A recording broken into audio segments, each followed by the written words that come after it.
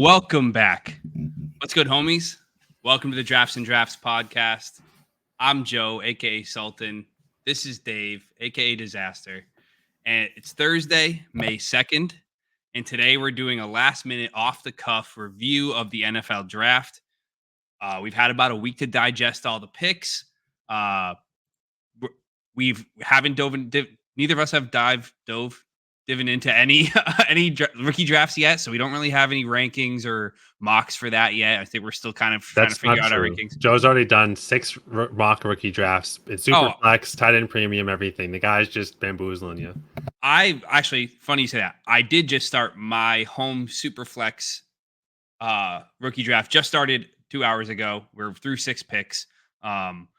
But we're at a little bit of a stall right now. But we can talk a little bit about some trade theory regarding that if we want. But this is a different ball game when you're thinking about Superflex. So I was talking about one quarterback. No, I haven't had I did make a brief rankings based on some of the landing spots, but I think we're probably going to talk through a little bit of it today. But Dave, what's going on? I'm good. Super busy.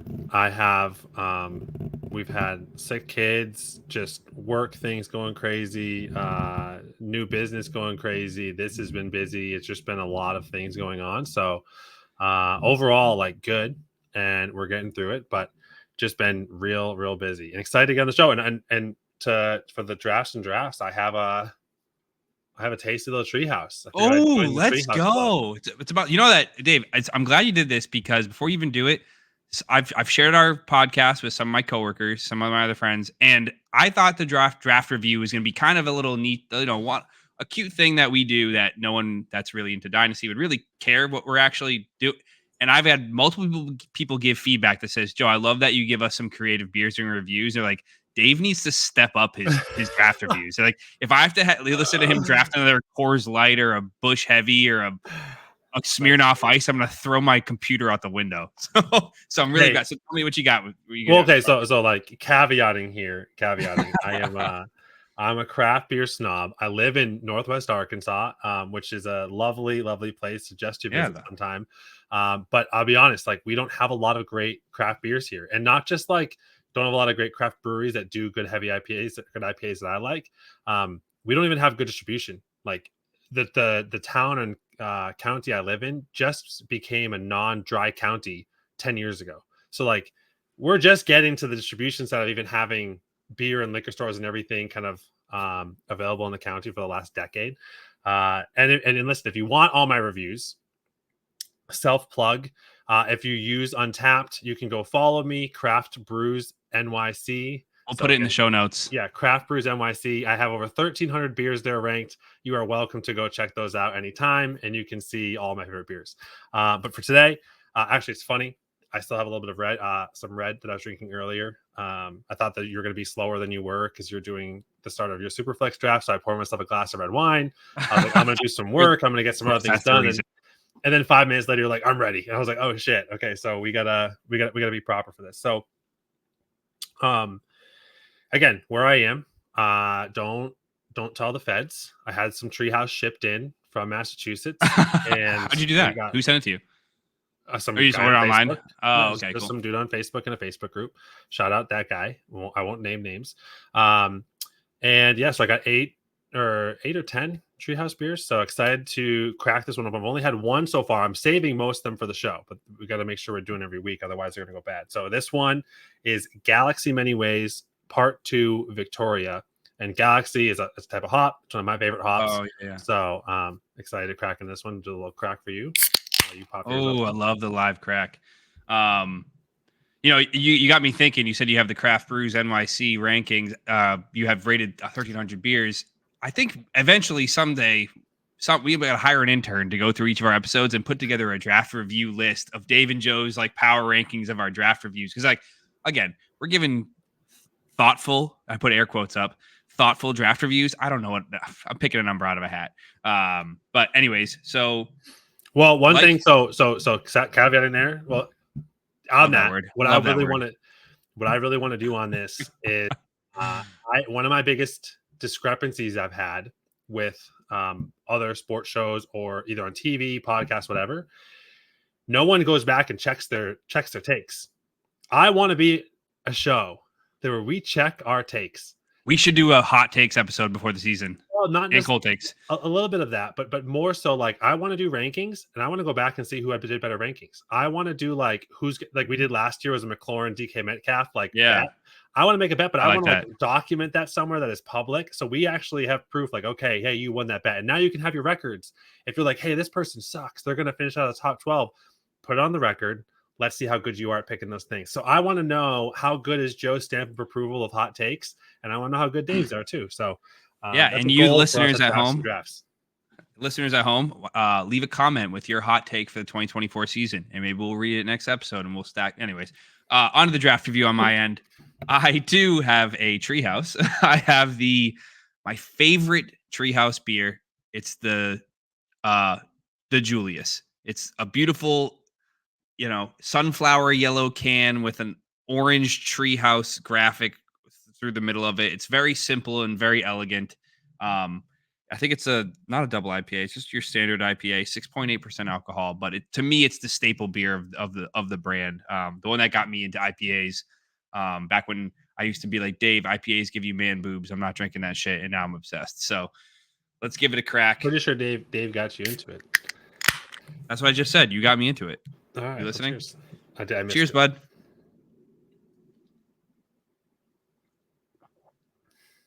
Ooh, what's your review? Give me a quick review. Pretty good. Very much forward. It's like a refreshing mouth cleanse hop. Galaxy is, and so it's just very smooth. I'm gonna give it a 4 or 5.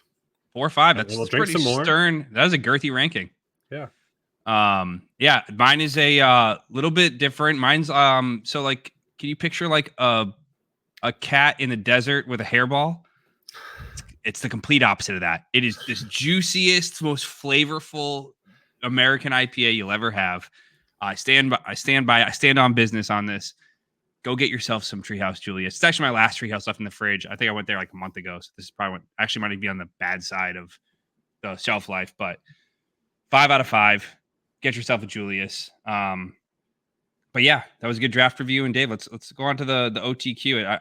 We were talking about it beforehand, and I apologize in advance because we're in the middle of my Superflex rookie draft. I may have to be peeking down at my phone for some trade negotiations because I am on the clock. But everyone knows that it's a slow clock. How long is your? Okay, yeah, you're 12 hours with a midnight to 6 a.m. pause. Oh, I mean 6 to midnight. 6 to midnight draft. Our OTQ. So the one tough question for today was, how do you feel about stacks in general? But then is there a difference in stacks between dynasty versus redraft, or specifically the format of best ball versus lineup leagues, or does Superflex change the way you want to do stacks? Because I have some theories in my head, and I'm curious to hear the way you think about them. So I don't hate stacks in redraft or in dynasty. I think obviously the best plays that people call it out is in best ball, especially if you can target teams you think are going to be high scoring offenses. It's great to have stacks for those teams. When it comes to the dynasty side, I personally like it less for a few reasons. One, you're getting, especially if it's your starting lineup. One, you're already guaranteed 2 of your stars are missing in a bye week. So you have to comp 2, which isn't the hardest thing. But if they're your starters, they're on a better team, you're now comping 2 players on that 1 week that they're going to be out. So personally, if you're taking that hit, you're kind of, if you're in a really competitive league, you're already kind of taking that disadvantage that you might lose that 1 week just because you don't have 2 of your best players. So that's one thing I don't love from a dynasty perspective. The second thing I don't love is that, especially if it's a quarterback parlayed to receivers or quarterback to running back, especially quarterback to receiver, if one goes out, the other one's likely worse, right? The wide receiver usually does worse with the backup, and the quarterback usually does worse without their top wide receivers. Oh, so a little correlation. I see what you're going with. This. Yeah, and so you're in a tough position where that's something that I don't like having to deal with. I will say the other kind of stacks I don't hate as much. If there was a way to do that, I would do it in Dynasty. is receiver and running back on the same team, because then you're getting a good shot at all the yards from passing and rushing. You also have a good shot at touchdowns from just one of the better wide receivers and the running back. You certainly won't get all of them, obviously, but you just have a good chance that wherever they are in the end zone or in the red zone, you have a good shot of getting that touchdown. So for me, that's the only place I really try to consider the stack. I don't do it very often in the dynasty leagues that I'm in, but it is something that I am not 100% against. I just try to be more cognizant of it. I'm more in line of like having, doing the backups. If you have, for a long time, I had 2 wide receivers in the same team in my dynasty league because I wasn't sure who was going to break out. They're both kind of young. Like it's almost like if you're looking at the Packers receivers right now, that might be something you have where you have 2 Packers receivers it's not quite a stack, just kind of like a crowded room that you're trying to have pieces of. So all that to say, I'm not a fan of stacks outside of best ball. I can see how people might want to do it, but I think it does create some challenges on buys and injuries.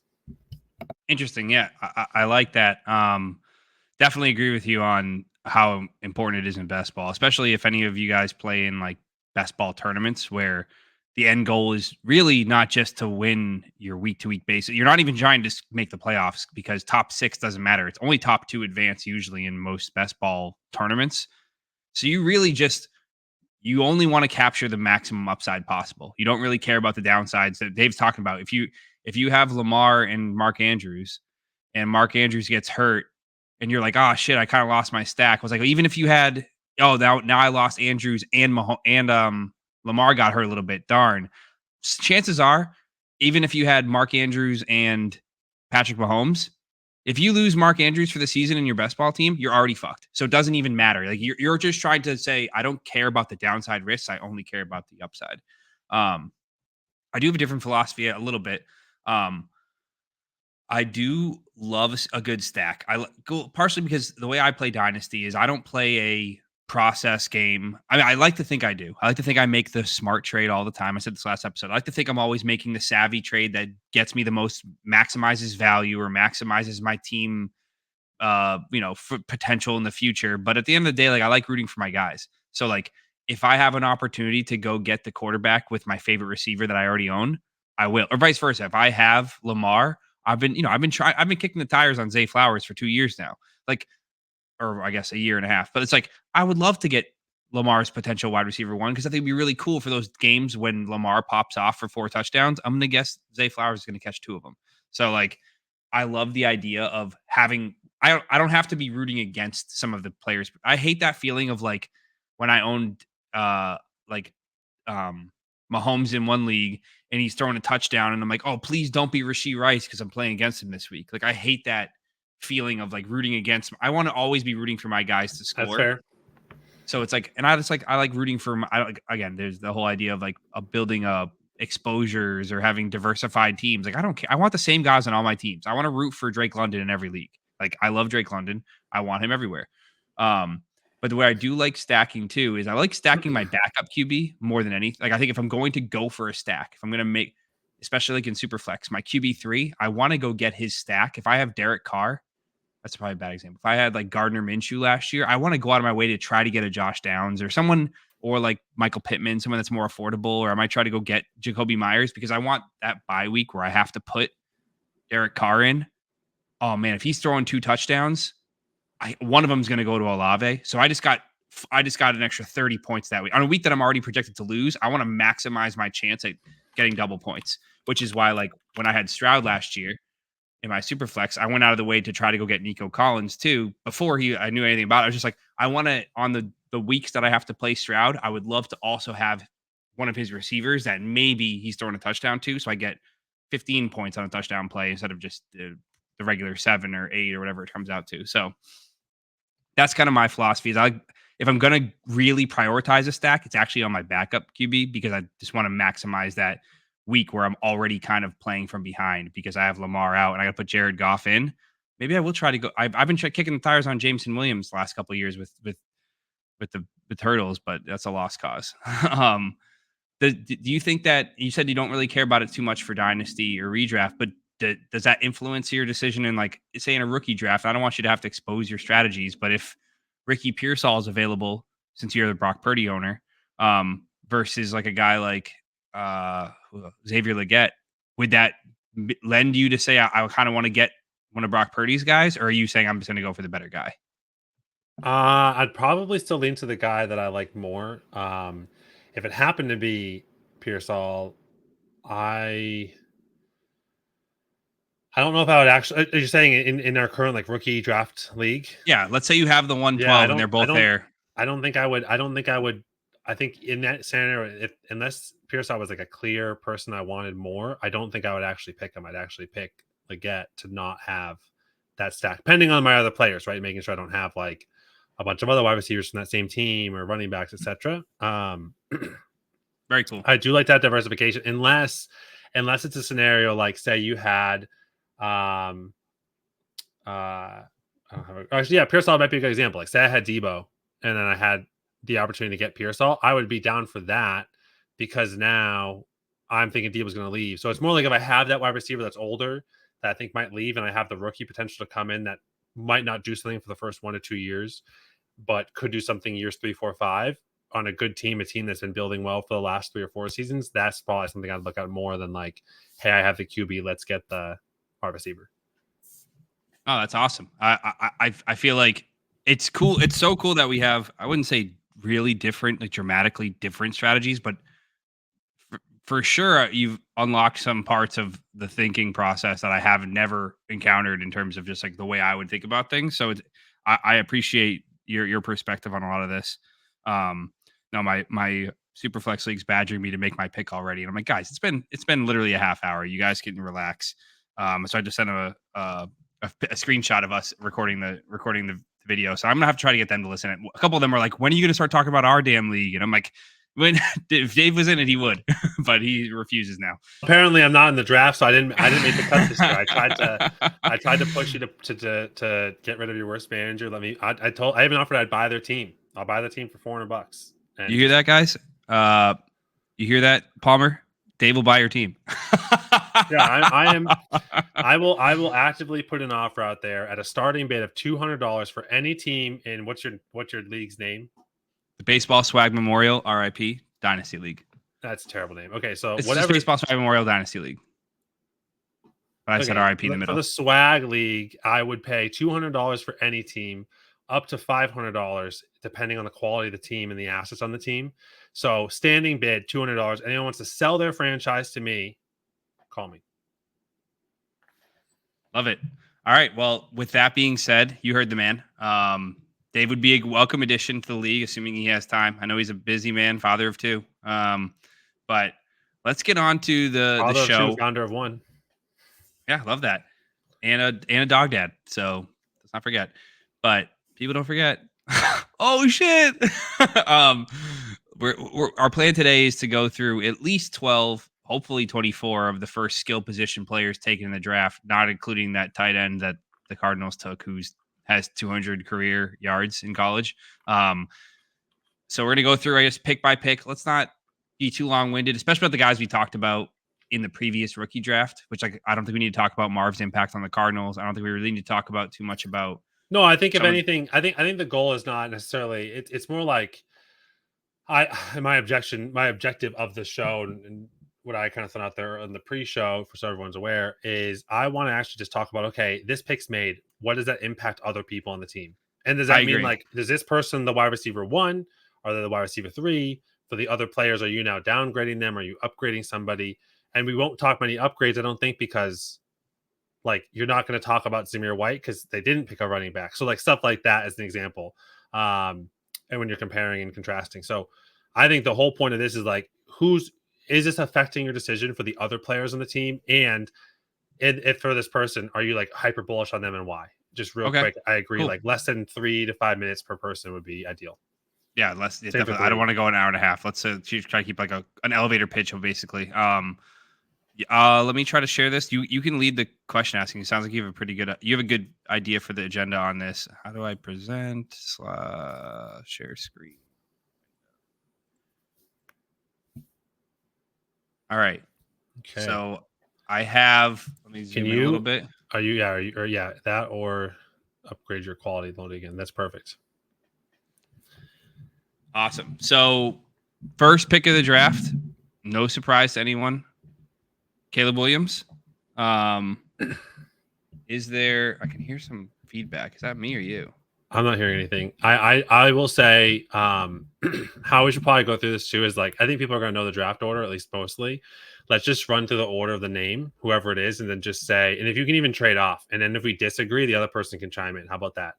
Okay. Why don't you start then? Caleb Williams, 101 to the Chicago Bears. Caleb Williams. And I'm going to take this approach too, just so you know, in a 1 QB league, just kind of let's stick to 1 QB because that's what our podcast is about. Yep. So Caleb Williams, I have him kind of in the back half of the starting QBs. I'm not really drafting him crazy high in a rookie draft, maybe in the first round. If you really needed a QB, I would probably grab him because he has a lot of weapons compared to everyone else. Although JJ McCarthy arguably has better weapons. You can kind of argue that tit for tat. So I think Caleb Williams, good potential. I'd take him if I need a QB, hopefully in the mid to late second round. But I think there's also enough QBs if you need one. There's clearly going to be 4 starting QBs coming out of this draft that I think you should be able to find one. And unless you're hyper bullish on Caleb, you can wait for some of the others. Yeah, so that's one area I do disagree with on in terms of because it's 1 QB, you really need a difference maker. I don't think you can get by with Kirk Cousins as your QB1 or Tua as your 100% QB1. You can. Yes, you can. That's what those are top 12 quarterbacks. Yeah, top 12 means he's 11 or 12. I'm sorry. I think that type of quarterback, unless you're stacked everywhere else, he's not helping you win any games. He's not going to outperform your Josh Allens, your Jalen Hurts, your Joe Burrows. But let me caveat. Say you have Aaron Rodgers and I don't even know who's bad right now, top of my head, because I don't focus on bad QBs. Baker Mayfield, Bryce Young. Baker was 6. I know. Sure, Bryce Young. Sure, Bryce Young. And say you don't actually think Bryce Young is going to bounce back, and you have Aaron Rodgers, Bryce Young. You are, and say your team is doing okay or well, like you need it. Like my point being, your point, Joe, I think is well said. You're not going to be the dominant team with QB 12, but you can make the playoffs and make a run with QB 12. You cannot do it with QB 14 and worse. You won't even be in playoff contention with QB 14 or worse is my point. And so if you have those question marks in your QB room for all these guys, right? I think you're going to have 4 stars. That was my point. And maybe I didn't make it clear. I wouldn't chase any of them. And that's kind of stand through for all of them.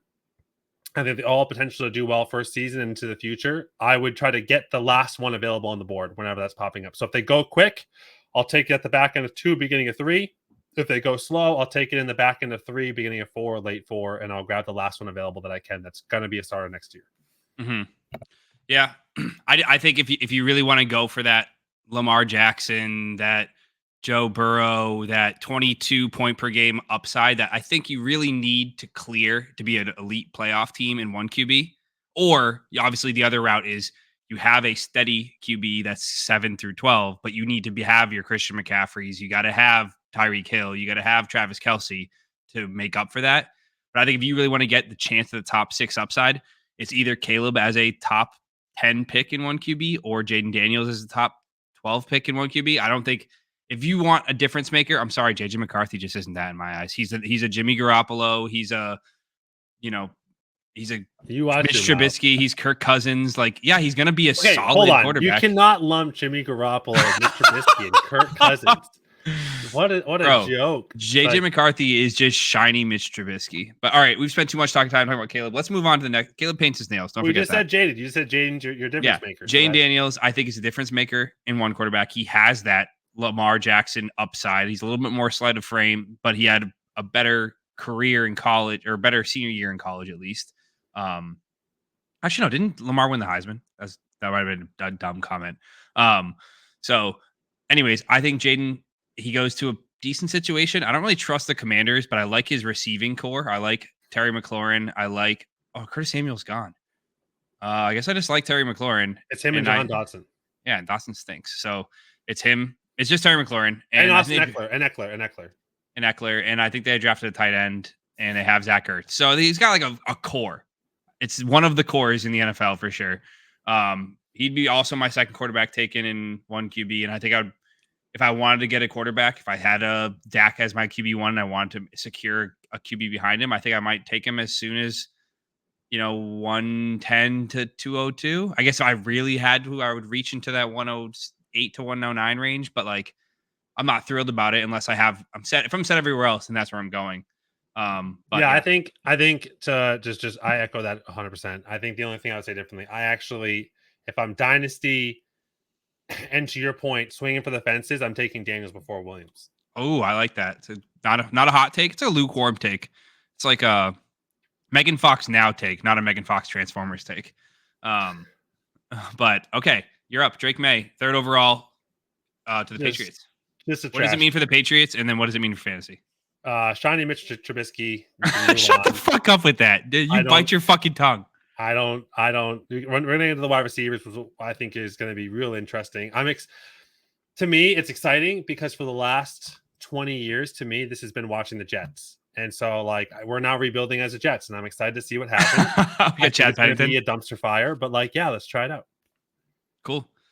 I disagree with you on that. I think Drake Maye is one of the more polished. Oh, I guess they say he's a project, but he's been a top QB prospect for 2 full seasons. He had a great year last year. Lost Josh Downs. Yeah. In the ACC. But he was recruited by Alabama, but he went to UNC. Always crappy QB league. Yeah. He went to, fuck you. He went to UNC because of his parents went to UNC. It's not because he could only play at UNC. I think he's a guy who I would target in that mid-second range, kind of where Stroud was going last year. He was I'd go for him in that 202 to 206 range if I was trying to get him one QB. No. If you're going one QB, I'm picking him not sooner than the third round. I just think that he's better. He's going to be better than the other guys you're going to get the back of the second. Is he your third QB off the board? He's my third QB, and I would take him ahead of like Malachi Corley or whoever else is going. Oh, my God. That's who you're getting at 211. So I'd rather take Malachi Corley. Well, you're a dumbass.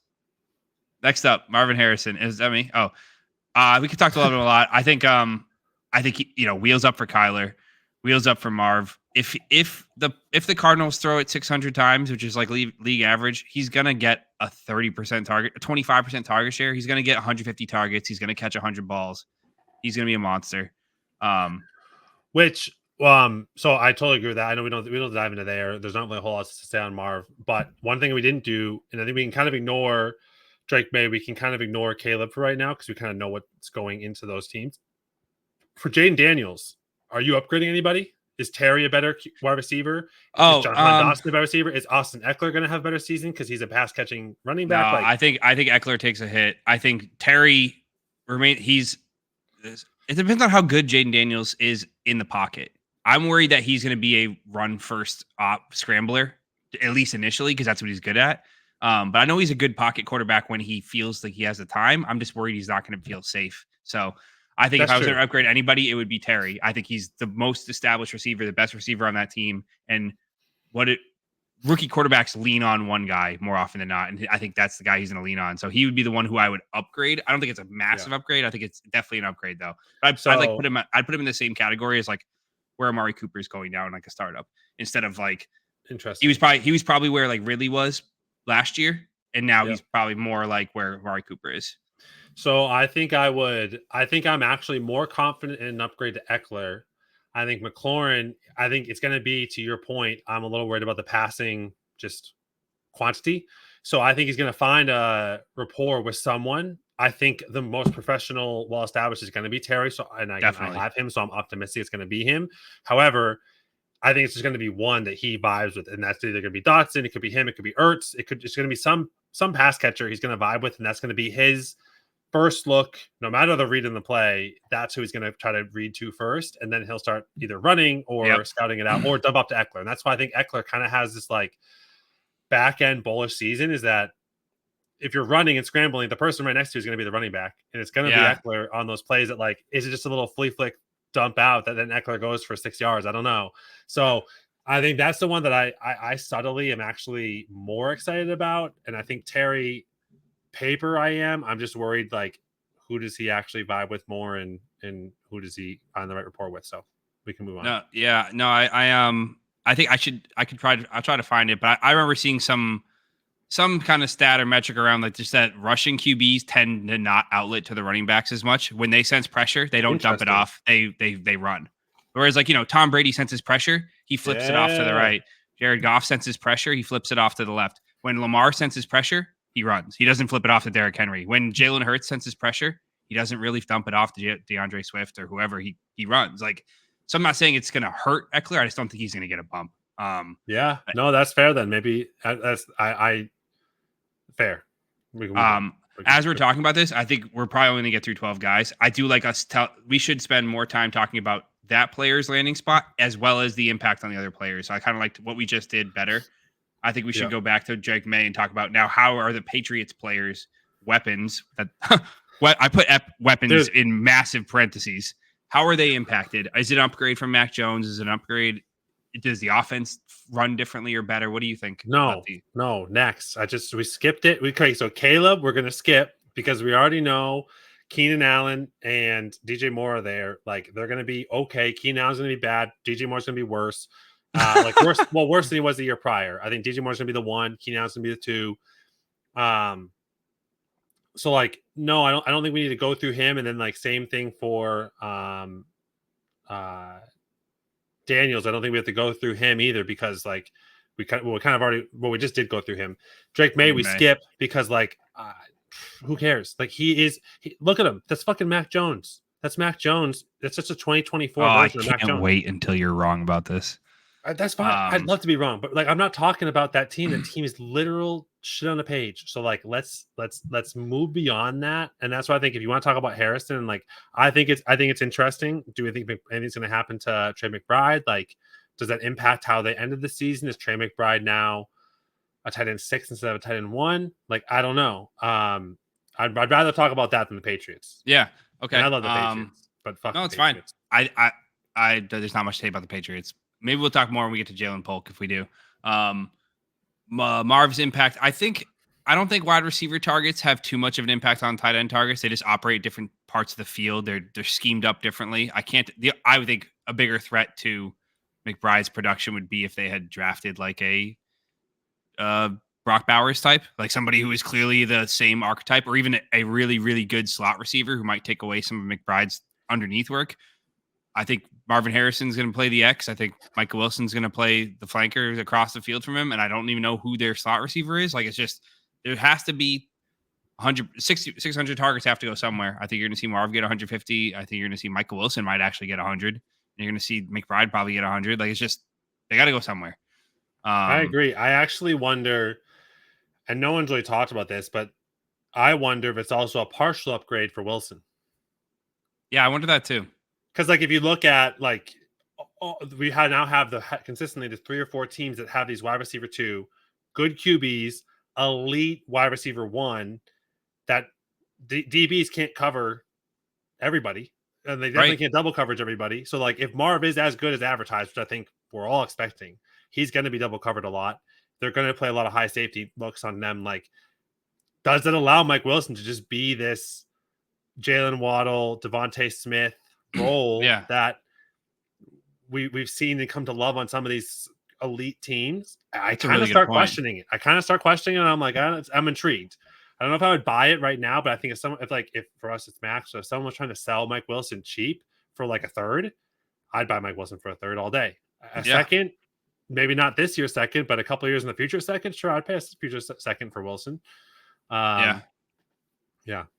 No, I think it's a good point. I never thought about that. And like, obviously, I don't like the idea as a McBride owner that I don't think there's any chance he's the leading target getter. But I think there's a very good chance he stays as that number 2 target because they lost Hollywood, they lost Hopkins, they gain Marvin Harrison. So I think it's a net neutral. They lost Zach Ertz, which was basically his biggest threat to targets last year.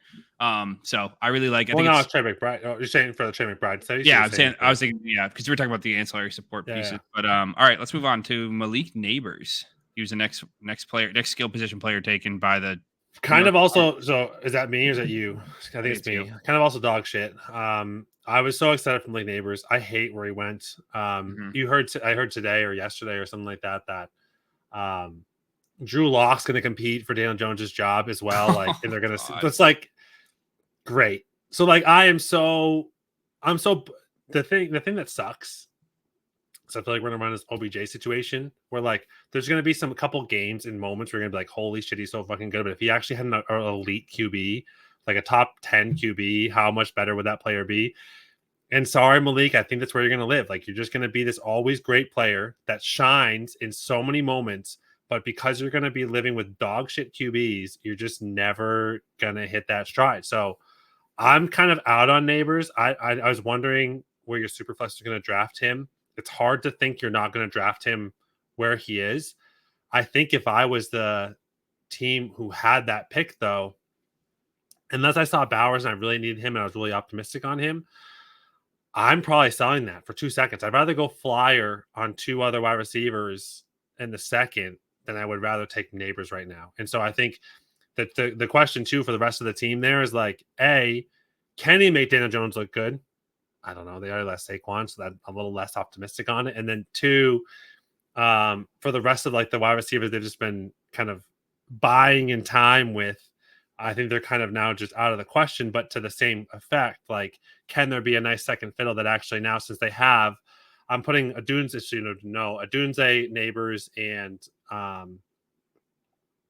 Marvin Harrison, putting them all in the same category that they are so elite that they're going to draw so much attention that the second person has a chance to do that Devontae Smith, Jalen Waddle, wide receiver 2 play.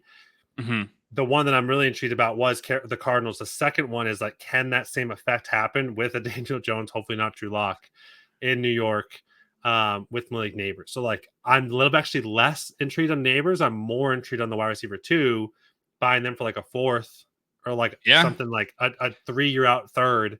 And saying, okay, I'll play with you guys and like kind of see where that happens, whether that's Wandale or right. I would say your problem's going to be identifying who that is. Yeah, 100%.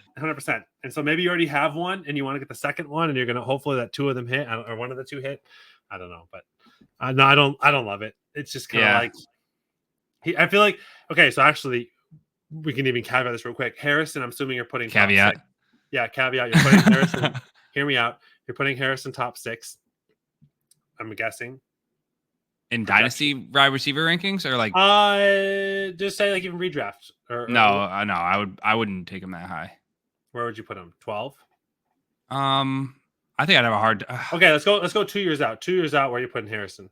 Oh well, so in a dynasty sense, I think he's in the top 5 players. Sure. I'm saying like I think as soon as next year he could be the wide receiver 1 overall. I don't know if he's going to do it in his rookie year. But like, what's stopping him? In redraft, he'd be wide receiver 1 overall next season. If he puts up the season Puka just did this past year, he's the 101 in redraft next year. Okay, Nabers, I'm capping at 18. Yeah. With the current layout, I'm capping Nabers at wide receiver 18. That's like his upside to me. That's true. Maybe 15, and like downside is like 30. I don't know. Can you think of a receiver with a terrible QB but a top 12 option? Like, think of all the guys we know. What was Garrett Wilson last year? Like, that's the closest. Wide receiver 24, 23? I don't know what he was. I thought in my head I should look up. Like, Drake London was wide receiver 36. Like, Chris Olave was wide receiver 18. Like, there's just... So Wilson was 26 last season, 21 the year before, both with terrible QB. So that to me is where Nabers is living. That's exactly... I think Jones is technically better than the other QBs that Wilson has had. So I will say that's why I think Nabers' upside is in that 15 is like really the true cap, but probably 18.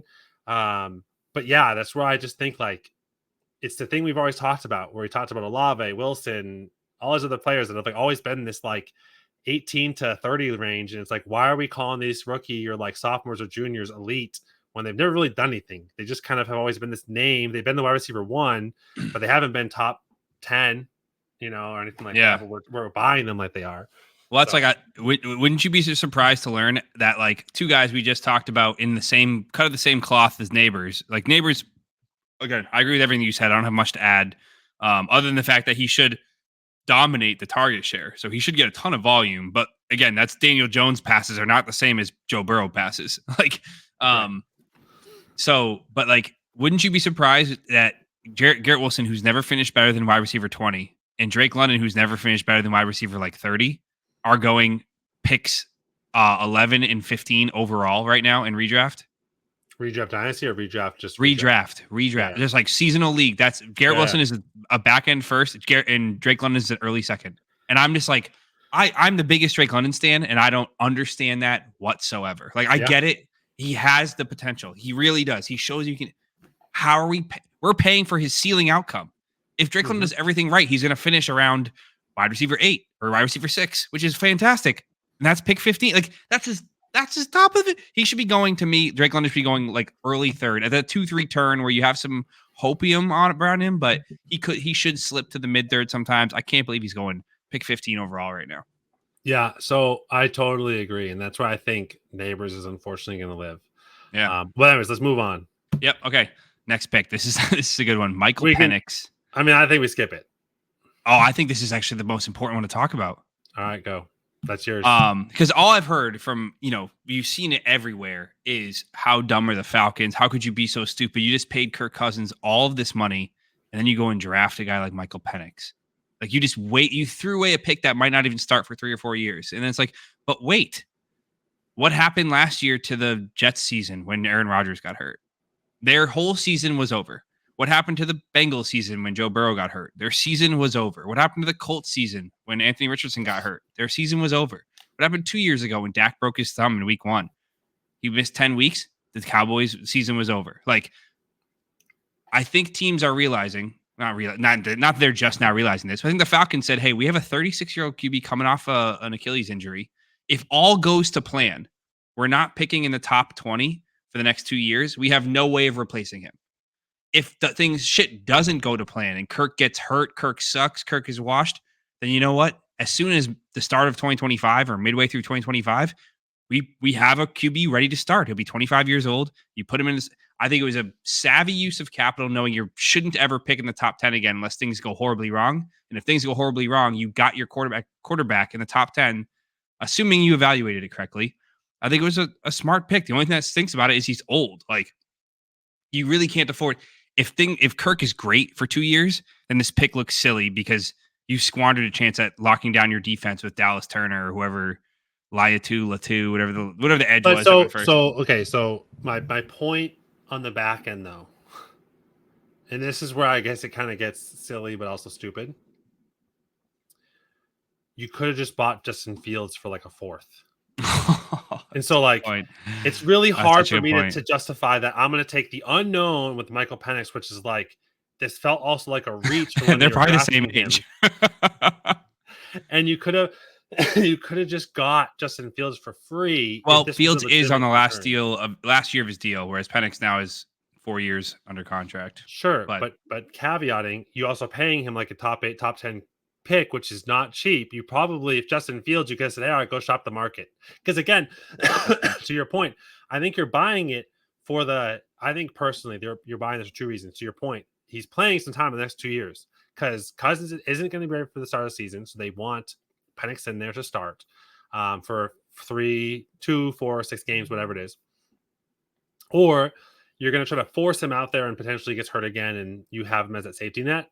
Fields can do that for that 1 year. Like, and you can, and you also have the option, like, you're not always going to have a top 10 pick. QBs aren't always going to be flying off the board this much as they've ever flown off in this season. Oh, this is wild. You could have got a QB back half of the first round next year if you're a top 5 team. Like, that's kind of the point. Like, QBs don't stop being picked at pick 10. And so that's the thing that I thought was crazy. I think that's where everyone's kind of in the same vein of like, if this is, to me, here's my question, and this is the only way this makes sense. If Kirk Cousins is their Alex Smith and Michael Penix is their Patrick Mahomes, then fine. Unless that is the case, this is a waste of capital, and there's no other way around it. But most people don't think Kirk Cousins is Alex Smith, even though Alex Smith had a great season before Patrick Mahomes just all of a sudden took over. Kirk Cousins has been kind of flying around the league as like just a gunslinger, just people loving him, great team guy. Like, it's hard for me to think that he shouldn't have a landing home. And that's honestly probably the tougher thing. I don't really know what happened in the Vikings thing. It's just the Falcons came in with stupid money and he actually wanted to stay a Viking, but like it was a $50 million to $100 million, differentiation of that $50 million. I don't know. But like, I want Kirk to be one place. Like I want to just root as a fantasy fan, a fan of football. I want Kirk to stay in one place for the rest of his career. And I was hoping that was going to be Atlanta. And now it kind of looks like it's either not or it's going to be a wasted pick. Like whatever. So anyway, that's all I got. Where would I take Oish? Also, where would you take Malik Nabers in Dynasty? In one QB, Michael Penix probably actually might go undrafted. Maybe he goes in the 4th. I think in one QB, it's not worth waiting for a QB. Hendon Hooker, I took at the 312 last year, knowing he was going to have at least 1 year of waiting. Now that looks like a complete dumpster. I lit that pick on fire. But Malik Nabers, are you still taking him at 102? Are you taking him at 103? Are you sliding him from behind Bowers and other guys? It's so funny. You're just not excited about him anymore. No, I'm heavily trying to trade out of that pick for sure. Like I would rather try to find a way that I could either get a first next year and a second this year, or get 2 early-ish seconds this year, or a back end first and an early second this year, some variety for that Nabers pick. Even Odunze, which we're talking about in a second too, same position.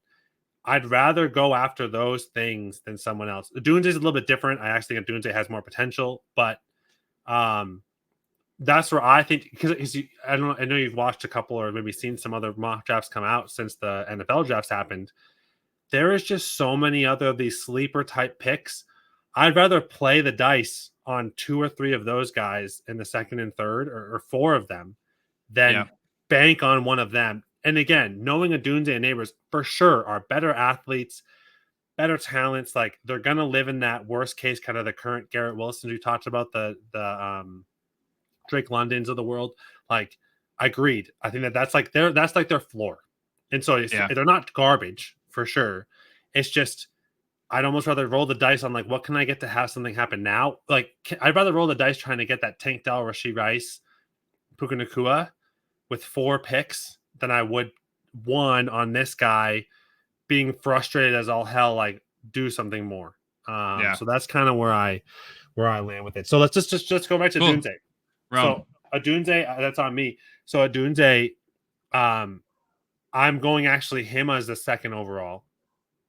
The challenge on his team, I don't know what he's going to do this year, but I'm bullish for the future. I'm bullish on probably Keenan Allen being gone after a year, maybe 2, but just not doing much. And at least next year he's going to be the wide receiver 2, probably even wide receiver 1 over DJ Moore. And DJ Moore is going to be working his way out as well. That then it becomes this Caleb Odunze 1-1 show. The biggest challenge I have for both of them is looking at the history of the Bears, and they've never had 4,000-yard passers. And if you ever had 4,000-yard passes, you probably never had 1,500-yard receivers or 1,300-yard receivers. Like, it just doesn't bode well for either of them to be in Chicago, which is shitty to say, but also kind of just a reality of like the history. I'm all for becoming the impossible and like breaking history and doing these cool things that have not been done. So I think if I had that second pick, the 102, I'm going to Odunze over Nabers, and I'm just going to ride that out. No, first season, it might be the JSN treatment. But I'm pretty optimistic on season 2 and 3 are going to be real good from there. But your thoughts? I think objectively, obviously, Rome going to Chicago does hurt DJ Moore and Keenan Allen's caps their upside. Same way Stephon Diggs going to Houston caps the upside of Nico and Tank. Like, you can say that you think, well, it does. Diggs is cooked, and you could say you think Rome's just a rookie, but there's only so many targets to go around. If Keenan was a 150 target guy and DJ Moore is a 150 target guy, Rome can't also be a 150 target guy. So like somebody has to lose out somewhere. But I think that caveat that like last year that was JSN missing out, and that's kind of the weird thing is like I was with you last year where I know you drafted JSN in a couple leagues. I was full on like JSN. I was like DK is cooked, and Tyler Lockett, him and Tyler are just gonna split catches. And it's gonna be JSN show after like week 4, and this is gonna be like the end of it. Yeah, it's the start of a new reign, and it was just not that at all. All right. So that coaching kind of staff. That's kind of the caveat for Rome. I know Rome is protected like way beyond what JSN was last year, and so I'm relying on better analysts than me as a viewer to depict that and trust their gut. But like to your point, you're right. Like, not everyone's going to get 150. So for sure, it's just a matter of like who's getting it year one, and then what's the future look. The nice thing is Keenan Allen's ready to retire any day. DJ Moore is not old, but he's getting on that track. He's kind of in his prime now and had a great season. But his whole season was just catching 6-yard dumps on the sideline, breaking one tackle, then running 20 yards. Like, it's just it's cool, but like that's not a versatile, amazing wide receiver outlook where Odunze kind of is. And so no, I know. I was saying he limits their upsides, not their limit. Well, I think that's what we both think and hope for sure. Yeah, I think Rome, and why I like Rome so much is him being tied to Caleb for guaranteed 4 years, possibly 5 years at least, at the very minimum, is such a special. Like we just talked about with Nabers and London and Wilson, and actually formerly DJ Moore in Carolina, like all these fantastic wide receiver prospects who get saddled by horrific QB play. Oh shit! Holy shit! A trade just went down in our Superflex league. It's unbelievable. Oh shit, let's go. Right. Breaking news. I just traded away the 107 and a 25 second for the 111 and a 25 first. Say that one more time slower. I traded away the 107 and a 2025 second. Okay. For the 111 and a 2025 first. Ooh, so okay, 2 firsts for a first and a second. Yeah. Move back 4 spots. Yep. But there's a huge tier break at 107. It's the last he took JJ McCarthy. He traded up to take JJ McCarthy. So it was a savvy move on his part, and a savvy move on my part, I think. You can get Michael Penix with the 111 or Bo Nix. Okay. Speaking of JJ McCarthy, I think this is obviously a tier down for Kirk from Kirk Cousins. So it's a tier down for the rest of the Vikings receiving core. I guess he's an upgrade from Josh Dobbs and Nick Mullins, but he didn't throw the ball much in college. Again, he wasn't asked to. That Michigan team was undefeated. They were national champions. You're muted. So that's my point. Point. That's that. So okay, I'm so bullish on JJ because of the situation and the coaching staff, the talent around him. Like, there is no more obvious of a flop than if he flops in his first year. And like, you don't have to be CJ Stroud good, right? That's kind of like a very, very good outcoming rookie QB. Mm-hmm. But you can't be Bryce Young bad, I guess is really the comparison.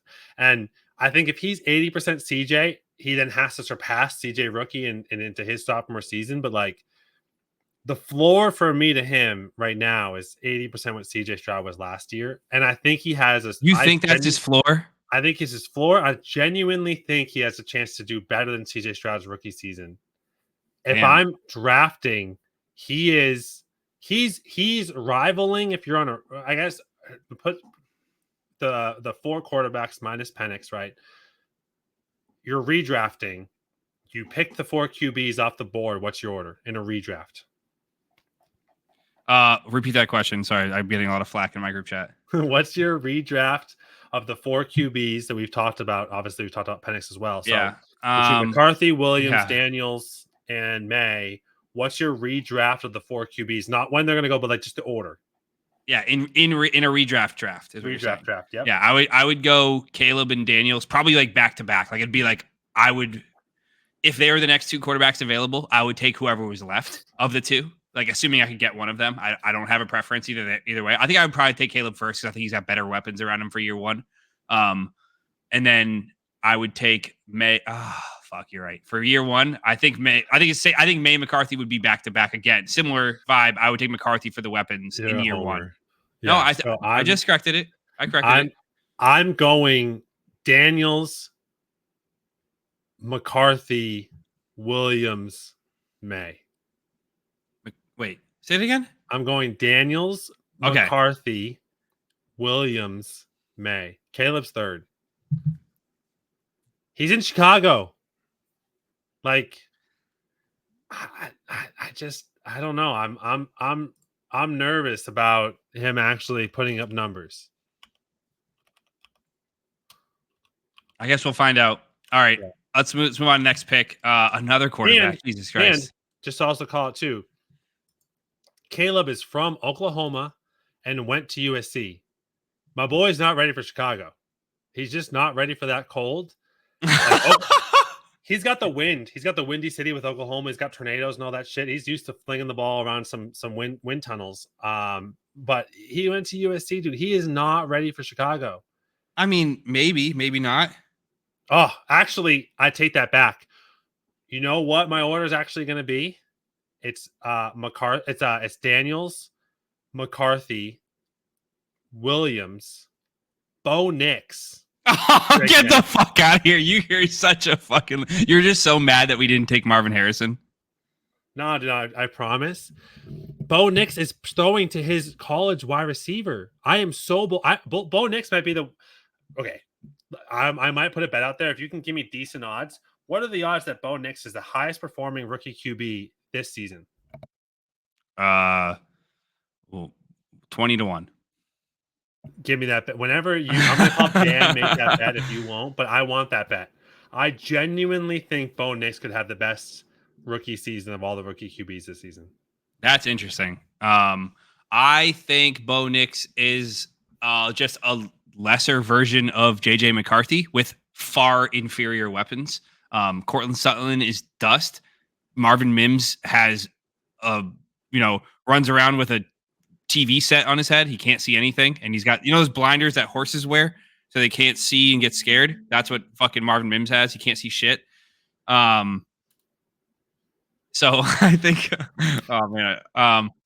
I just think Bo Nix is just as mid as it gets. He's not a quarterback I want in my one QB. Superflex, I would take him as early as probably the 201, but one QB, I think he's also going to be a fourth round pick in our league only because he's going to be starting. But all right, we're coming up on an hour, Dave. I don't think we're even going to get through the first round. No. We already had the first round. Oh, okay. I know. Which I'm fine with not getting through the first round. I mean, I'm fine with only getting through the first round. Yeah. So okay, but here's the thing. He's going to be throwing to Troy Franklin. So here's okay. Let me level set for a second. Okay, give me two. Level set the levels. Give me 2 seconds. I should probably have some on my computer, but it's all right. Okay, so I want you to walk in. We're gonna walk into the season. Okay. We have Nico Collins, Tank Dell, Damian Pierce. Okay, you're right. I know you're going with Schultz. I know you're going. And we're like, this QB sucks. This situation sucks. His weapons suck. No one's done anything. And then I forget who the third guy was. It's I even have him on my team. Noah Brown. Okay, and Noah Brown. That's our skill position players. All right. That's what CJ Stroud walked into and fucking made elite. Bo Nix, Cortland Sutton. I don't know what your gripe is on Cortland Sutton. I never really paid attention to the fucking guy. Last season kind of showed me when he stole the fucking lights out from Jerry Jeudy. I'm into Cortland Sutton. He's a great receiver. I think he is Nico Collins. He's basically Collins. Nico with less juice and probably a better size. Okay, so now actually might be smaller. Nico's pretty big. We're rolling into the season. We have Bo Nix getting not just a wide receiver he requested, a wide receiver he's thrown to in Troy Franklin. Then we have Audric Estime going there too, on top of Williams and the running backfield already. Jaleel McLaughlin's there too. You have Greg Dulcich. There's all these little pieces that we've had little glimmers of hope. And Mims, who was had a lot of hope going in last year, just didn't do dick. This feels like the Texans, where people last year, the Texans were like, man, CJ Stroud is going to a team. They could be one of the worst offenses in the league next year. And it just wasn't that. I genuinely just, and all those things to say, we were all poo-pooing on Sean Payton last season for a fucking sucking dick and doing nothing. You say sucking dick like it's a bad thing. Listen, okay. Listen, whenever you want to step out of the closet, we're good to go.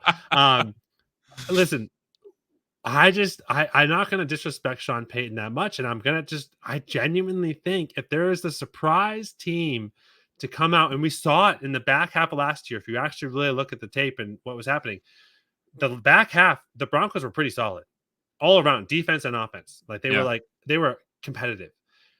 You now throw in these other weapons and pieces. If Esteban ends up being anything, which I know he got drafted kind of later, but bonus throwing to Troy Franklin, like I am in, and I will make that bet 20-1 with anyone in your league, anyone in my league. Start at $10. He's the most productive rookie quarterback. He is the highest producing fantasy productive quarterback. All right, I'll come up with a reasonable bet with you. I will say that is 6-6, so I'm not going to give it in case fucking Daniels goes off for 20 rushing TDs. Okay. Caveat it however you want. Caveat it.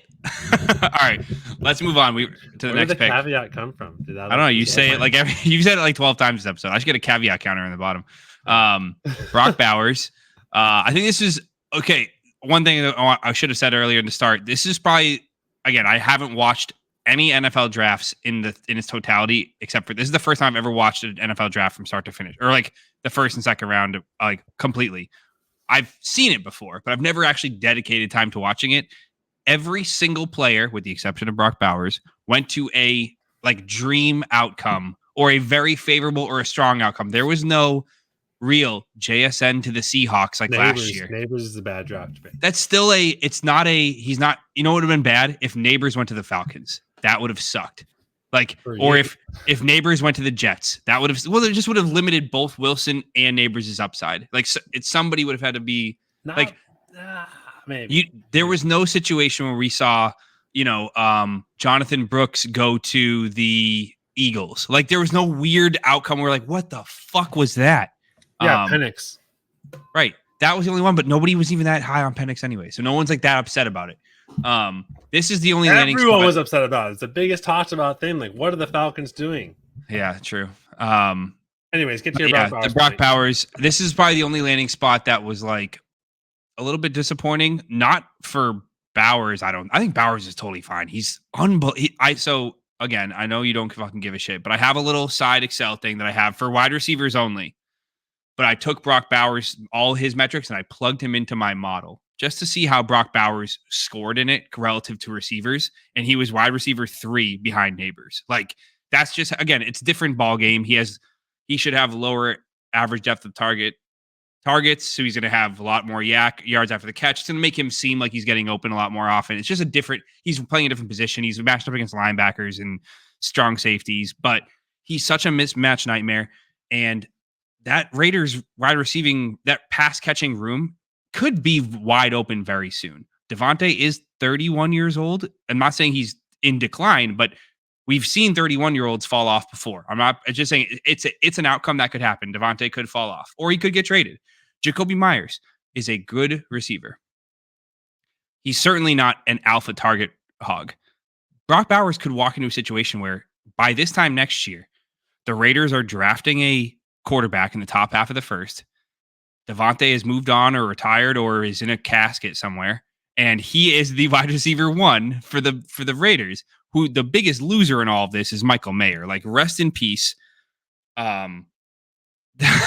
had an awful rookie season, and they just drafted basically Sam Laporta on steroids to be his replacement. So I don't think it's ideal for his landing spot. I think it would have been great if he went to like the Bengals or even the Colts, but like this is a pretty, he's got it's a soon to be wide open room. It's less target competition than Rome Odunze has or JSN had last year or Adonai Mitchell has this year with Downs and Michael Pittman. So I don't hate the landing spot. I think I don't think it really helps the Raiders at all because their quarterback situation is still murky. But overall, I think it's a net neutral. He's still my 104 or 105, depending on my team construct in one quarterback. If it's tight end premium, like our league is. You're on mute right now, but in tight end premium, I think he still should be 104 or 105. Oh, actually, I didn't even think about that for our tight end premium. I'd actually put him even higher. I'd probably put him in like the 103. Yeah. Maybe not 102. Maybe the 102. I wouldn't put him 101, but yeah, maybe the 102. He's one of the people that, again, like anywhere else, it's to the fucking moon. And it's just a weird situation. So we'll see what happens. He's still with Minshew. I think is going to be his QB. So we'll see. Let's keep going. Awesome. Okay, now it's only a couple people left in the first.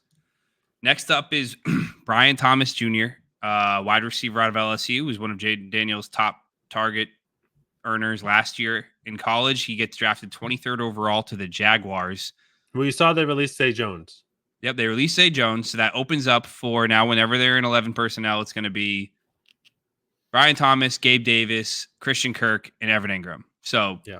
It's a really strong, and Travis Etienne. It's a really strong core of skill position players. I think, honestly, it actually means, I think the Zay Jones releasing means a lot for Gabe Davis more than it does for Brian Thomas. I think Brian Thomas is fantastic, but what do you think of him? I don't know if, I don't know a ton about him because he's kind of like Nabers. He came out of nowhere this year. He was not a highly regarded prospect at the end of last year. Kayshon Boutte was the leading receiver on the LSU Tigers in 2022. And now this year it's Nabers and Brian Thomas are these elite prospects. Yeah, I'm mixed on him. I genuinely just don't know where to take it. I also just don't know how good Trevor Lawrence is. And so I'm kind of in that camp of like, it's kind of a make it or break it year for Lawrence. He has all the weapons now, or he should, that like, and it's so funny. Actually, it's an interesting thing to think about there too, from your side. Like outside of like the Marvin Harrison, I wonder, it's maybe another OTQ sometime, is like how many wide receivers are made versus kind of brought in. Like Marvin Harrison is kind of brought in as a wide receiver one. Like coached up, but or like Jefferson wasn't coming in as like he's going to break the fucking league and just be this amazing. He wasn't guy. Right. So I wonder if it's the same. Like there's the same kind of thing I challenge here. Like, could Kirk or Thomas be that guy if they had a better QB than Trevor Lawrence? I don't know, but like I'm optimistic on them. I think they're both good. I would be interested in having both of them on my team, but I feel like neither are a sure thing. Like I feel like both are in this weird like 14 to 28 conversation of wide receiver. And it's funny, but then we talk about Trevor Lawrence like a top 12 QB all the time. And I fucking hate it. It's just like, I don't know where to make of it. So I like Brian Thomas. I'm going to take him in the top 10 wide receivers taken off my board. I think we'll get to the back half here in the first round of some other people that might go before him, but yeah, I mean, he's kind of a guaranteed top 10 pick in a 1 QB league, depending on who you have on your team, what you're going after. Yeah. I like what you said about Trevor Lawrence, because I put him in the same bucket as what I was talking about earlier with those QBs that like you feel happy with as your QB1. You're like, oh, I have Trevor Lawrence. I have Kirk Cousins. I have Brock Purdy. I have Tua. I have Dak Prescott. I guess Dak was QB3 last year. Bad example. But I have Baker Mayfield. I have Jared Goff. I have whatever guy that is QB9 through 20 is like everyone feels okay about it. But I'm sorry, I don't think you're winning with that guy at your quarterback unless you're loaded elsewhere. And I think because, like you said, T-Law hasn't really done much. He's been okay. He's scored 16 points a game. So in Superflex, he's great. He's a great anchor as your QB2. But I do think Brian Thomas gives him a dimension that he hasn't had before, because Calvin Ridley is not an outside X ball winner, vertical winner downfield. He's not going to go burn you deep. He's not going to win jump balls, contested catches. He's not going to be running those, whatever this route is called, post flag. Because Calvin Ridley is a phenomenal intermediate level of the field winner. He's great out of the slot, but that he was asked to be the X last year and he sucked at it. Like, what were you? I don't know. Matt Harmon has a whole breakdown on this. But Brian Thomas is like a traditional outside winner at that X receiver spot that so many teams, and I think now gives Trevor Lawrence an option to go. And Gabe Davis is also good at that. So it gives them flexibility to move Gabe to the X, move Thomas across to the other side, or put Thomas at X, put Gabe across the other side. It gives them more flexibility. Whereas last year it was like Zay Jones or Calvin Ridley outside. Who's going to, I don't know. So I think it's an upgrade somehow it's an upgrade for Trevor Lawrence, even though Ridley's the veteran. Yeah, and we also didn't talk about this. Like, does this hurt anybody, or does everyone kind of stay in the same spot? I feel like I think Christian Kirk stays the same. I think Evan Ingram stays the same. I think they lost Ridley and added Brian Thomas and Gabe Davis, and I think Ridley was probably Jones. Yeah, I think Ridley was probably going to be at least as far as Thomas right now, and Zay Jones at the end of the. I think Ridley was probably the better target earner than those two for this season. In the long run, I think I love that. Lawrence has a young receiver to grow with. Like, let's say if Lawrence does take a step forward this year and Brian Thomas is a big part of it, we could be looking at the next Michael Thomas or the next, I don't know, I'm trying to think of Michael Pittman and whoever. Like, I can't think off the top of my head of like a young receiver who T. Higgins and Joe Burrow, like a receiver that was good, but like wasn't regarded as an elite. And then all of a sudden he gets a good quarterback and they pair up and they do big things. So I do like it for T-Law. I like it for the Jags. I like the Jags a lot. All right, let's do one more. No. Let's finish the first round. Okay. We got Xavier Worthy. I think is this you or is this me? I already forgot this track. Just you. Yeah. Super intriguing pick. Everyone's called him Tyreek Hill 2.0 pre-draft, and then he gets picked by the Chiefs. So I'm excited to see. I don't really remember if it was just MVS. I don't know who was the like main other pass catcher with the Chiefs when Hill was there. There was Sammy Watkins and yes, Sammy Watkins was somebody one for 1 year, and I forget who the other guy was. Anyways, so it's just kind of that interesting dynamic of like, is Xavier Worthy going to take off like Tyreek Hill with Mahomes, and does Rashee Rice lose value, or is it going to be again this double-headed monster where they're going to be kind of in this parity role? One's a deep threat, one's the under less than 10 yards threat. And I know Kelsey was extended for 2 more years, but like, I'm excited to see how it plays out. I think I have Rice, so I think it's kind of that weird dynamic of like, all right, is Rice going to be less? But I think he just started to come on at the end of the season. I don't think he's going to be top 6 or top 8, top 10 wide receiver, but can he be wide receiver 8 to 16? Probably. And then where's Worthy live in that? I don't know. But I think that like we've never seen a wide receiver. We've only seen one good rookie wide receiver come to the Chiefs, and it was Rashee Rice. Every other rookie wide receiver that's come to the Chiefs has sucked. And so, at least in their first season. So I'm not banking on a lot for Xavier Worthy year 1, but I think you saw, and maybe that's like I don't know if they have a new wide receiver coach or not, but like we saw it with Rashee Rice, they figured it out, and like they got him to slowly progress, get the playbook under his belt, and do better as the season went on. So they won the Super Bowl. I wonder if Xavier was going to go down the same track where the first 8 games are okay, but you see potential, then the back 8 games are amazing, and then he starts to take off and propel from there. So I know a lot of people are starting to move him up really high in their board, but it's funny. Like, I don't know. I'm optimistic. I would still make him a first round pick in a rookie draft for sure. Definitely. Because like the upside potential with Mahomes unfortunately, to the point that we talked about earlier, you're drafting him a little bit towards the ceiling versus like where you, I don't know what you project right now if you've even done it. Like, I don't think you have, but like playing out in your head, is he the 6th pick overall in the first round for us right now? 7th? Oh, I've done my own like rankings, but again, I do them agnostic to my own team. So like I have Brock Bowers as my 104, but I personally wouldn't take him there because I have McBride and Kincaid. I don't think I'd even take Brock Bowers at the 109 because I have McBride and Kincaid. It just doesn't make any sense for my team. Your dynasty team, yeah. Right. So in my rankings, I have Brock Bowers, Brian Thomas, Xavier Worthy, even if again, Jonathan Brooks, Trey Benson, and who else? Is it Lad McConkey and Caleb and Jayden Daniels, all in this one big tier that says, this is basically all take your pick. Like whatever fits your team the best. I think they're all really good prospects. I really have a hard time putting a running back over those pass catchers in a PPR league. Yep.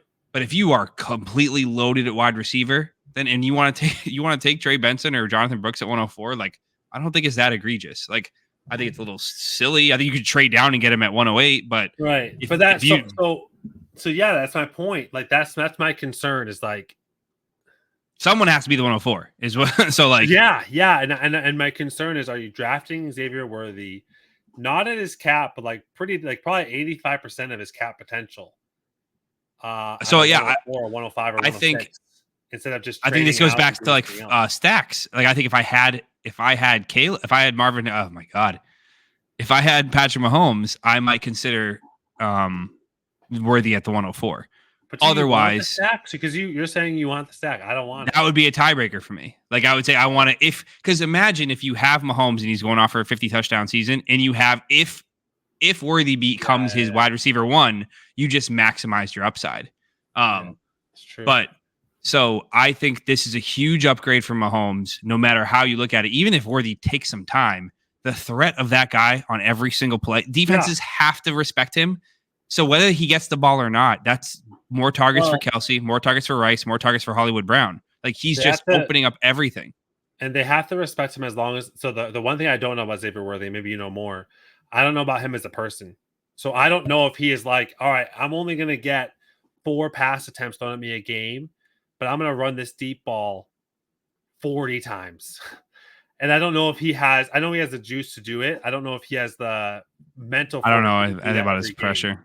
Yeah, he was a star at Texas. Is he going to be okay being the wind sprinter on the Chiefs? Right. Is he going to be okay when Terry McLaurin comes after a 0 pass attempt game, being like, "Yeah, I ran a lot of sprints today, or got a lot of cardio in, something like that." Yeah, I know you care about high character guys, so I'm glad that you're concerned with Xavier Worthy's character. Super concerned about high character guys. Listen, my team's been shot. Listen, we are coming through adversity. We have been arrested. He's turning over a new leaf. We are ready to come in strong into 2024. Oh, we're coming. So I don't know. I think it's this weird thing where I think, again, outside of Marvin Harrison and Odunze, I think that, to your point, there's this weird long bubble where I'm like, I don't want to poke it, and I just want to let someone else jump into the bubble. That's what she said. I just want to let other people jump into the bubble and like grab those guys because they're like super bullish on them, and that's great. I want to be the guys kind of kicking back and like let some people fall to me that I'm actually interested in drafting. And now I'm to the thing I said before. This is the draft of all the drafts we've done, and maybe it's because I'm more in tune to it, but I think it's also just you hear other analysts, you hear other people just talk about like how deep some of these positions actually are, and you hear about the people and where they went, and they're now the potential wide receiver 1 or potential wide receiver 2, and they have other old guys in the room, whatever it is. I'd rather take flyers on 6 than like hit like strong early picks on 2. And so, like, I really want to trade into the back half of 1, the early part of 2. I'm in the camp now. Like, I'd rather be like early, mid 2 and get a bunch of thirds. And you do have the luxury of already having a very strong starting lineup, though. Like, think about somebody like a T-Bone or like Dan, or Van's a bad example, but somebody who maybe doesn't have a filled out lineup who goes, I don't want to take shots. I want to go get my Malik Nabers. I want to go get my Garrett Wilson. I want to go get my Devontae Adams. Sure. Okay. So then caveat that there. Caveat. The only table that there. The only 3 people that are Nabers, Odunze, and Harrison. I don't have a single other person that we've talked about or are going to talk about that is the guarantee, even if it's a development of a couple of years. Worthy to me is not a guarantee. He is 2 blocks behind those original 3. But I do think, truthfully, this wide receiver class is so incredible. I think Worthy, Brian Thomas, Ladd McConkey, and Keon Coleman are all in the same tier or better than Jordan Addison, Zay Flowers, and Quentin Johnson were last year. Yes. Which that was a tier. I think there's 8 receivers in this class that are basically all at or better than JSN. Obviously, Marv is better than JSN. Nabers and Odunze are better than JSN. I think Brian Thomas Jr. would be same tier. And then it's just like the rest of them are all just right behind what JSN was as a prospect. It's just incredible how, like, if you were rebuilding looking for a receiver, this class is incredible. Mm-hmm. But yeah, so I think the Chiefs get a huge upgrade as a unit. Of course, everyone's upside gets limited if Worthy hits. But like you said, rookies tend to get brought on slower in Kansas City. So I don't think there's a huge dramatic hit to any of the Chiefs pass catchers. Other than, Rice could be suspended for X amount of games. Kelsey did just get signed to an extension. Hollywood's there for 1 year, prove it deal. But there's a lot of like uncertainty around that whole entire team's pass catching room. If you're playing Dynasty, Worthy has a very, very real chance, because I think Worthy was a better prospect than Rice. Mm-hmm. I think Worthy has a very real chance to be the wide receiver 1 in a Patrick Mahomes offense that doesn't have Kelsey or Hollywood next season. Like, it's a possibility. Yep. Okay, last 2 picks of the first round. We got Ricky Pearsall, pick 31 to the 49ers out of the University of Florida. That's you. This is a pick I don't think anybody saw coming. Slick Rick had the catch of the college season. I'm sure everyone's seen it by now. He has this. If you haven't seen it, just YouTube or Google Ricky Pearsall one-handed catch. It's unfucking believable. Actually, can we bring it up? Can I bring it up on stream right now? Let's see. Hey, intern, can you pull it up? Yeah. Hey, Jesse, can you bring that up?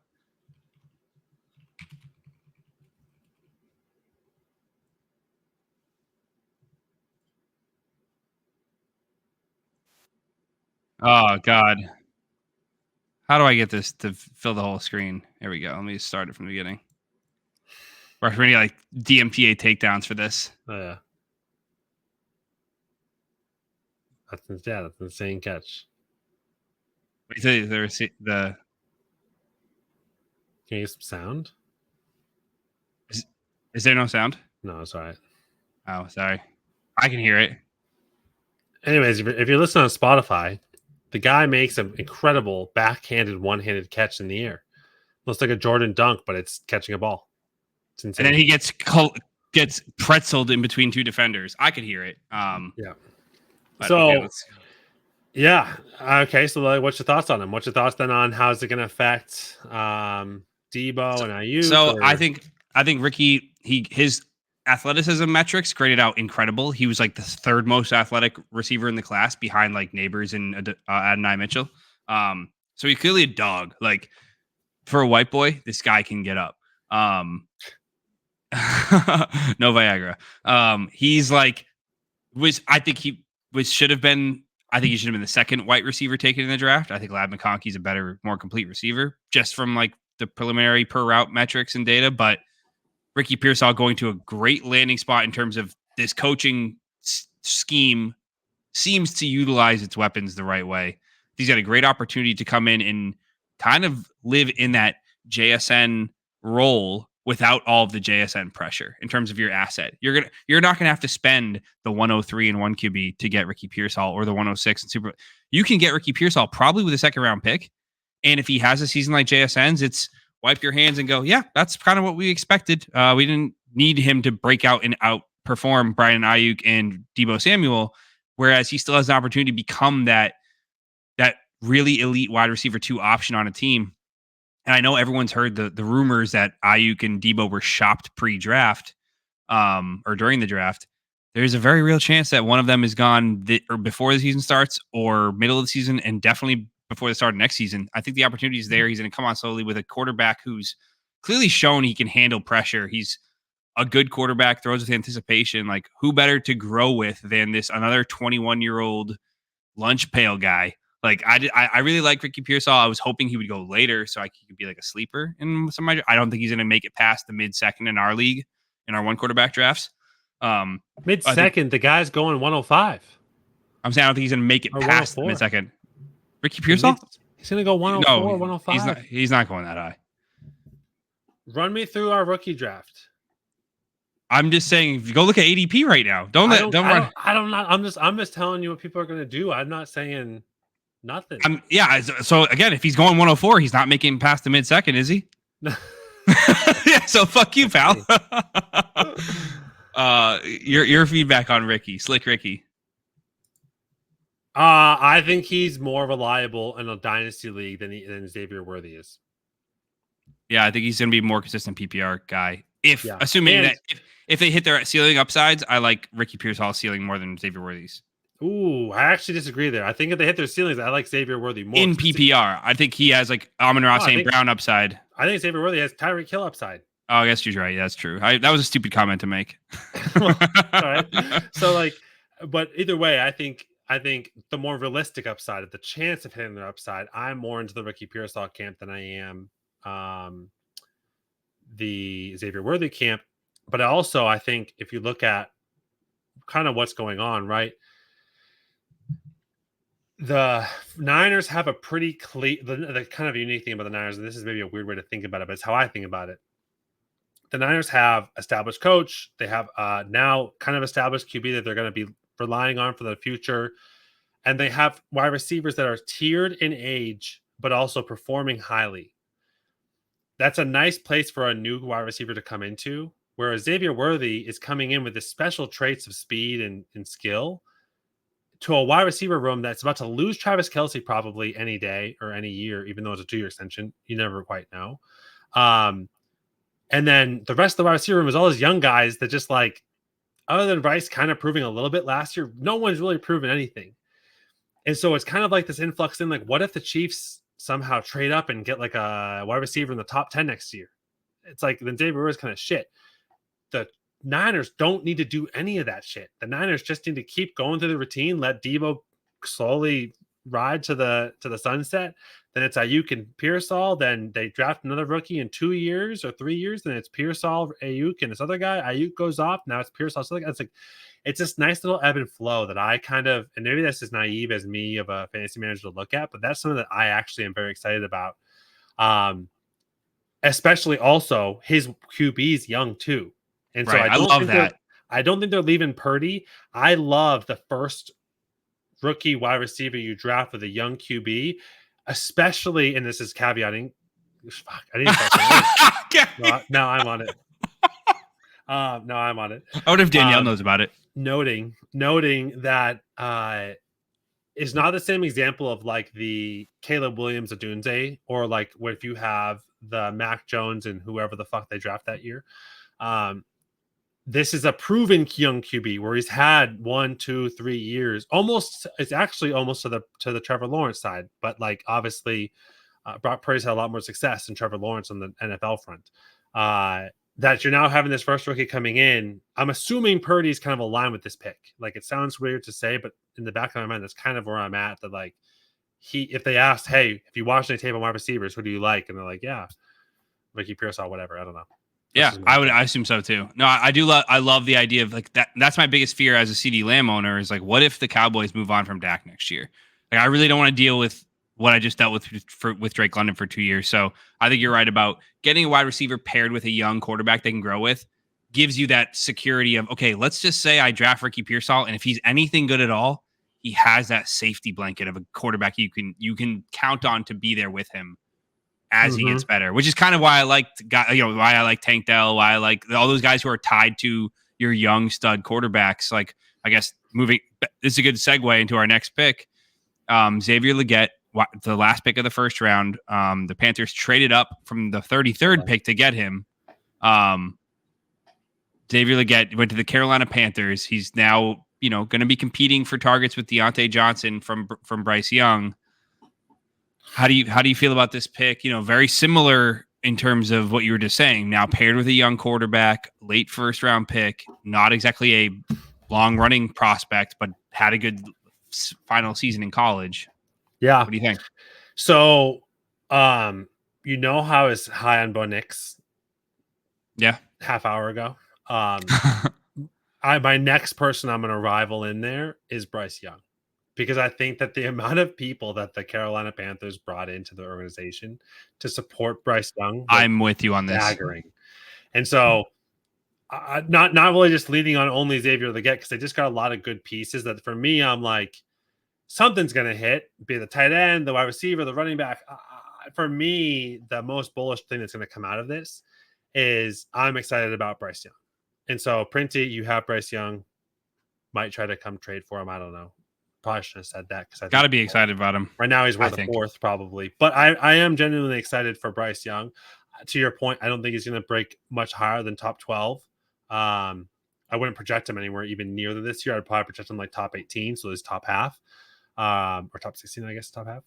Mm-hmm. But Legette, yeah, I think he's in that unique role where they got Deontay Johnson to add in there too, but he's kind of almost in that same role of Odunze, where he has these old guys that have proven out different traits. Or it's actually kind of the combination of him, Pearsall, and Odunze are all in this weird thing where they have these established wide receivers who have done a lot of great things in their career, but one's really old, one's kind of old, and then they're young. And I like that potential for Legette to just become year one. Might not be the pop-off year, but I really do like his landing spot.